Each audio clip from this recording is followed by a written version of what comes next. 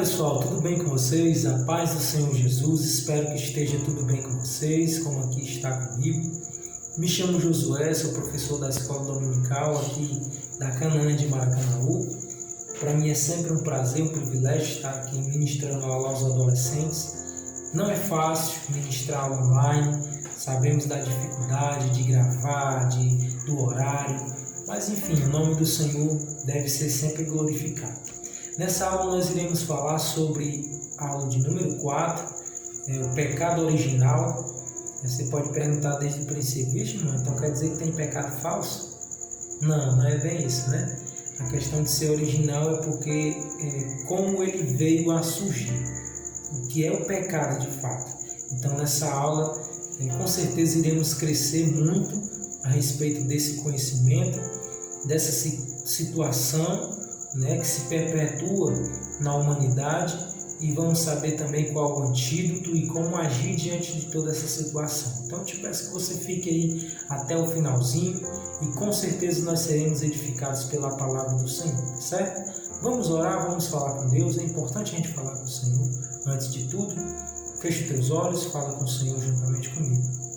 Senhor Deus Pai, Deus querido e amado, estamos aqui, Senhor, na tua presença, te agradecendo por mais um dia, te agradecendo por mais oportunidade de aprender a Tua Palavra. Quantas pessoas queriam aprender a Tua Palavra, queriam estar contigo, mas infelizmente ainda não abriram os olhos, não abriram o coração. Mas eu creio que o Senhor tem planos nessa vida, e se essa pessoa está assistindo essa aula, com certeza o Senhor quer salvar, com certeza o Senhor quer libertar, porque a Tua Palavra é que liberta. A Tua Palavra diz: conhecereis a verdade e a verdade vos libertará.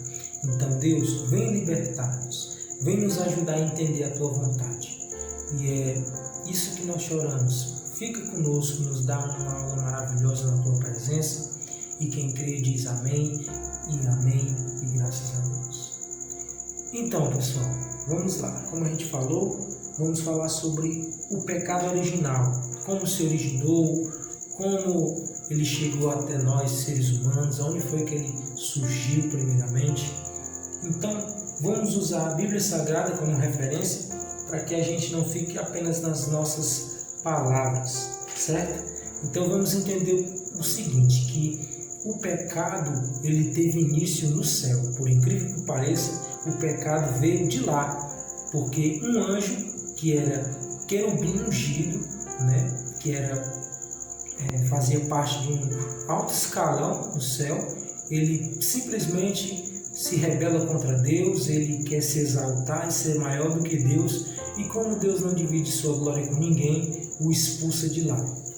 Bom, e essas referências nós iremos ler, que se encontram em Isaías 14, do 12 ao 15, e também em Ezequiel 28, do 12 ao 17. Apesar de serem referências que vão falar sobre o rei de Tiro e sobre o rei da Babilônia, essas duas nações, mas elas vão tipificar o exemplo de Lúcifer, desse anjo querubim que se rebelou contra Deus e se tornou agora diabo, Satanás, adversário. Então, a partir do momento em que ele se rebela contra Deus, ele se torna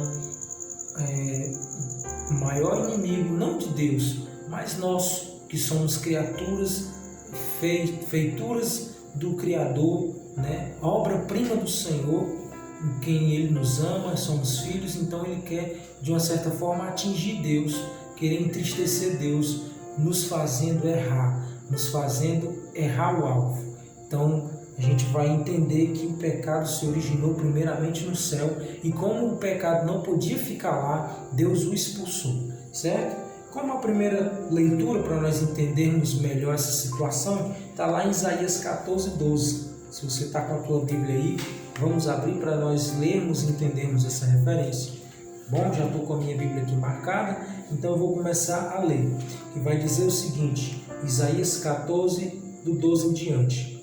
Como caíste do céu, ó estrela da manhã, filho da alva, como foste lançado por terra, tu que debilitava as nações, tu que dizias no teu coração: eu subirei ao céu, acima das estrelas de Deus, exaltarei o meu trono e no meu monte da congregação me assentarei nas extremidades do norte. Subirei acima das mais altas nuvens e serei semelhante ao Altíssimo. Contudo, serás precipitado para o reino dos mortos e no mais profundo do abismo. Olha que referência que a palavra do Senhor vai dizer para esse grande, para esse adversário, para esse anjo que quis se rebelar contra Deus e contra o que o Senhor fez. Por isso que Deus diz que ele não divide sua glória com ninguém, né? Esse anjo ele quis se rebelar e acabou sendo expulso do céu pelo pecado, pelo orgulho, pela transgressão. A gente vai também observar outro texto que se encontra em Ezequiel 28, do versículo 12 ao 17. Ezequiel 28, do 12 ao 17, também vai nos falar a referência, que vai dizer: Filho do homem, levanta uma lamentação contra o rei de Tiro e diz-lhe: Assim diz o Senhor Deus, tu és sinete da perfeição, cheio de sabedoria e formosura. Estavas no Éden, jardim de Deus. De todas as pedras preciosas te cobrias, o sárdio, o topázio, o diamante, o berilo, o ônix, o jaspe, a safira, o carbúnculo, a esmeralda, de ouro se fizeram os engastes e os ornamentos. No dia em que foste criado, foram eles preparados. Tu eras querubim da guarda ungido, e estabeleci. Permanecias no monte do santo Deus, no brilho das pedras andavas. Perfeito eras nos teus caminhos, desde o dia em que foste criado, até que se achou iniquidade em ti. Na multiplicação do teu comércio se encheu o interior de violência, e pecaste pelo que te lançarei profanado, fora do monte de Deus, e te farei perecer ao querubim da guarda, em meio ao brilho das pedras. Elevou o teu coração por causa da tua formosura, e corrompeste a tua sabedoria por causa do teu resplendor. Lança-te por terra, diante dos reis te pus para que te contemplem. Então veja como é notório aqui a questão de Deus ter abolido o pecado do céu, porque o pecado é assim, ele é uma falha, é uma transgressão, é errar o alvo, e ele faz com que outras pessoas também se rebelem, errem o alvo, fiquem totalmente contrários à vontade de Deus. Então perceba que esses versículos eles vão apontar para Lúcifer, para aquele querubim ungido que errou, que vacilou contra Deus e acabou sendo expulso. Então a ira dele é sobre nós, sermos criaturas feitas por Deus, e Deus nos ama tanto, e ele, de uma certa forma, querendo atingir o Senhor, ele quer também nos fazer errar. Como prova disso, o pecado teve início no Éden, né? Chegou lá também através dessa queda do inimigo do céu. Ele veio habitar nas partes baixas da terra, e habitando lá, ele penetrou na serpente, lá no versículo 3 de Gênesis, que vai dizer que a serpente era um animal belo, bonito, mais formoso que existia lá no Éden, e também mais sagaz. Então, através daquele corpo, daquela serpente, o diabo se infiltrou nela e começou a perceber que a mulher tinha uma queda, tinha um desejo em olhar para a árvore, para o fruto em que Deus disse que não era para o homem nem para a mulher comer, que estava no meio do jardim, que era o fruto do conhecimento do bem e do mal. Ora, se Deus todos os dias, essa leitura está aqui no capítulo 3, certo? Eu estou aqui já exemplificando para mim não precisar ler.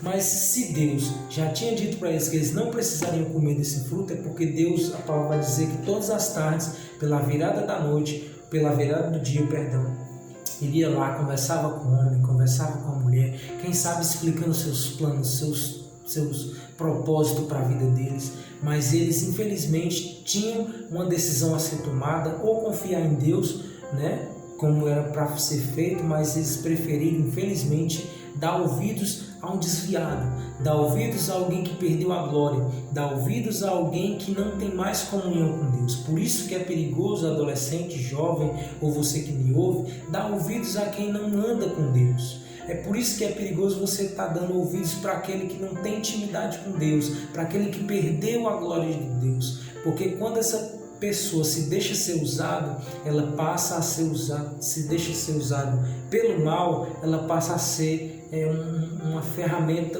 para o inimigo, certo? Foi assim que o inimigo viu ali na serpente, né? Um animal bem bem sagaz, bem, já é da serpente mesmo, esse negócio de ser bem prudente, de andar ali rastejando, de fazer o seu caminho ali de forma que encanta. Então foi através desse animal que o diabo viu a oportunidade de se aproximar da mulher. E a partir do momento em que a mulher dá ouvidos à serpente, né, ela passa a criar dúvidas em si. É o que o inimigo quer, criar dúvidas na cabeça do jovem, do adolescente, ou de quem quer que seja, dizendo: será que é verdade mesmo o que Deus disse? Será que é verdade mesmo confiar em Deus? Colocando dúvida, porque Deus disse assim: não comam, porque certamente vocês vão morrer. Aí ela vai dizer assim, a serpente, né? Será? O que foi que Deus disse mesmo? Olha, vocês não vão morrer se você comer a serpente. Apenas os olhos de vocês vão se abrir. Olha como o diabo, ele não chega falando assim. Ele não é, a Bíblia vai dizer que ele é mentiroso desde o começo. Então ele nunca vai chegar falando aquilo que é de fato. Não, ele vai sempre ali comer as verdades, mentiras e coisinhas ali por perto para tentar enganar aqueles que ele está ali buscando, o seu objetivo. E foi isso que infelizmente a mulher acabou dando ouvido, né? E por isso que aconteceu a desgraça que houve lá no Éden, que desgraçou toda a humanidade, porque a partir do momento em que Eva e Adão pecaram, em seu DNA ali, todos os seus descendentes também nasceriam com este pecado original, que é a desobediência. É por isso que uma criança, ainda nos dias de hoje, quando a criança nasce, você pode falar as coisas para ela, mas ela sempre vai ali estar fazendo coisa errada, ela sempre vai estar ali errando. Por quê? Porque já está na nossa natureza, já é algo nosso, porque está o pecado entranhado dentro de nós. Por isso que é preciso ter uma conversão, por isso que é preciso se voltar novamente para Deus, por isso que Cristo foi necessário vir à terra. É por isso que em Gênesis 3:15 Deus vai falar que, certo, tudo isso aí aconteceu, viu as consequências, né, o afastamento do homem a Deus, mas aí Deus lançou uma promessa: olha, mulher, mas de ti sairá um que pisarás a cabeça da serpente. Ou seja, de ti vai sair um descendente que vai quebrar essa maldição, de ti vai sair um que vai de fato restaurar a humanidade, que foi Cristo. Já estava ali dando a promessa do Salvador, a promessa da reconciliação. Então foi tudo assim que aconteceu, e esse primeiro tópico, creio que ficou bem explicado. Se você pôde acompanhar aí, vai ficar bem claro na sua mente. Eu agradeço a partir desse primeiro tópico. Então, pessoal, vamos aqui dar continuidade. Aqui nós temos tópico 2, 3 e 4, mas ele se resume a um só, certo? Aqui eu vou falar igual a Cristo, né? Os 10 mandamentos aqui. Cristo resumiu os 10 mandamentos em apenas 2: amarás o Senhor teu Deus de todo o teu coração, de toda a tua força, de todo o teu entendimento, de toda a tua sabedoria, de toda a tua alma, e amarás o teu próximo como a ti mesmo. Pronto, fazendo isso aqui, você cumpre os 10 mandamentos. Então, esse segundo ponto aqui, terceiro e quarto, a gente vai dar uma resumida também, porque é a mesma coisa, certo? E é algo muito objetivo e importante que nós iremos falar agora. Por exemplo, a gente vai falar sobre a realidade do pecado. Ainda hoje na sociedade, você falar de pecado, quando soa essa palavra pecado, as pessoas já falam assim: irmão, isso é coisa do passado, isso é coisa que já está ultrapassado. Falar de pecado, tudo é pecado, né? E o que é pecado, né? Para me entender, o pecado é errar o alvo. Você sabe que tem que fazer o que é certo, e todas as vezes que nós fazemos o que é errado, você não precisa nem que alguém te acuse. É como eu falei, nós trazemos em si um DNA do erro, né? Do que aconteceu com Adão e Eva, nossos pais, vamos dizer assim, humanos, e nós carregamos em si. É tanto que há algo dentro de nós, a nossa consciência, você pode ser quem for, mas todas as vezes que você comete algo que não é certo, você não precisa nem de lei. Tem um negocinho na tua e na minha consciência que nos acusa, dizendo: está errado. Está errado, está errado. E quem é que diz isso? É Deus. É Deus nos mostrando: olha, está errado. Pode ver que todos que cometem seus erros, dentro da consciência vem logo como se fosse uma luzinha vermelha piscando, dizendo: está errado isso aí que você está fazendo. Você pode até fazer, mas está errado. Então, a realidade do pecado é essa, que todos nós estamos entranhados nisso. E como é que nós se libertamos disso? A partir do momento em que a gente vai buscar a verdade. A partir do momento em que nós iremos se aproximar de Deus, certo? Então, quando o homem cai, ele se afasta de Deus lá no Éden. E agora ele precisa se redimir, mas ele já não consegue sozinho, tá bom? Porque é como se ficou, como aconteceu lá, vergonha, querendo se esconder e tal. Mas o que acontece? Através de uma promessa que Deus faz, né, de vir o Salvador, e é por isso que nós precisamos de Jesus, porque é Ele quem nos redime, é Ele quem nos faz perder esse medo, é Ele que nos faz perder a vergonha de continuar pecando e se aproximar novamente de Deus e deixar de vez esse pecado, e deixar de vez esse engano, esse engano. Quero trazer aqui que o terceiro ponto vai falar sobre o problema está do lado de dentro. Ou seja, o pecado, ele é aquilo que aparentemente é bom, né? Traz prazer. Quem é que quando peca, a princípio vai trazer ruim, é algo ruim? Não é. Mas depois é como um câncer que vai corroendo. Eu costumo dizer que o pecado é como se fosse um doce. Bem docinho, você vai comendo, é doce, você vai ali, mas o doce, ele vai produzir, sabe o quê? Uma diabetes. Você de tanto comer doce, tanto comer doce, tanto comer doce, você vai acontecer que vai gerar problemas, vai gerar coisas ruins dentro de nós. E quando você vai ver, aí já é tarde demais. Quando você vai ver, já tem atingido o teu corpo. E a palavra vai dizer que o salário do pecado é a morte. Como assim? Quem aqui observa a vida do seu pai, da sua mãe que trabalha, pergunta para ele se o salário dele sai no mesmo dia? Não, né? O salário vai sair o quê? Depois de um mês, daqui a 15 dias. Então o salário nunca é instantâneo. Você trabalha e no final é que você recebe. Apesar de que eu sou pedreiro, trabalho, posso ganhar por dia, mas eu só vou receber esse salário, esse dinheiro, quando termina o dia. Então note bem que não é no mesmo momento, certo? Então alguém pode dizer assim, não, mas fulano comete erros, fulano rouba, fulano engana e ele continua se dando bem. Pois é porque ele está plantando. Ele está ali, ainda está no processo. Quando chegar o momento do salário, na hora do pagamento, aí o pecado é um patrão cruel, que traz como o seu pagamento a morte. Então, por isso, jovem, adolescente, ou você que me ouve nesse momento, por isso que é importante nós largarmos esse vício, esse círculo vicioso, enquanto nós temos tempo. Porque o final é amargoso. O salário do pecado é a morte. E a morte, ela aqui não só física, mas também a morte espiritual, que é a pior, que é a morte eterna, a que vai levar à condenação do juízo eterno. Então nós temos que ter cuidado, porque o problema está do lado de dentro, como disse Jesus, dizendo assim, os maus desígnios de vocês procedem de dentro, ou seja, do coração. É do coração, é dentro do coração que vocês pensam em adultérios. É dentro do coração que você começa a maquinar uma inveja.